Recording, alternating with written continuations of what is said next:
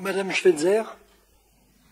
Merci Monsieur le maire, chers collègues. Alors ce soir, en effet, nous votons notre budget alors que dans pas très longtemps, le 9 avril, aura lieu un haut conseil aux finances publiques locales afin d'échanger sur l'objectif non dissimulé du gouvernement de mener une nouvelle politique d'austérité au détriment des services publics et de renoncer à certains engagements en termes de transition écologique.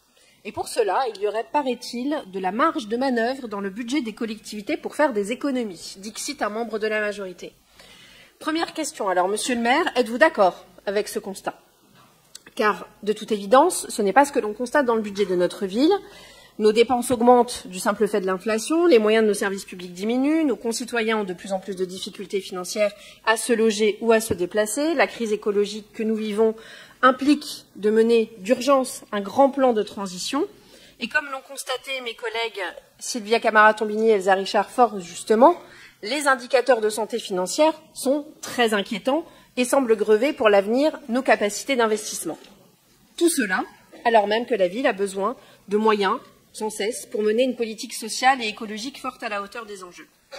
Alors d'un côté, le bilan de vos choix devra être fait, une patinoire vertigineuse au précédent, un parking inutile lors de celui-ci, une esplanade ratée et maintenant clôturée, des grands travaux très coûteux mais qui ne profitent que peu aux Angevines et aux Angevins, et là encore la liste n'est pas exhaustive.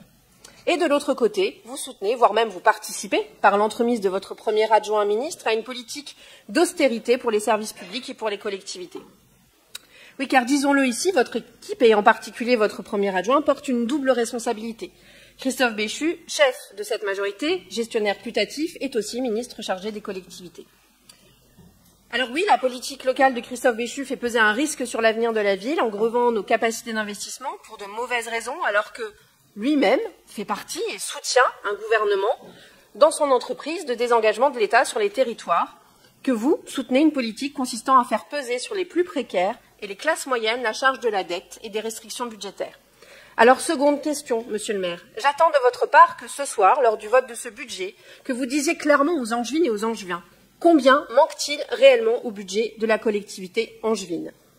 Et aussi de savoir ce que vous demandez au gouvernement, que vous soutenez et dont vous avez une oreille très proche, pour que les Angevines et Angevins continuent à avoir confiance en l'avenir de leur ville et de ses finances. Qu'est-ce que vous leur demandez?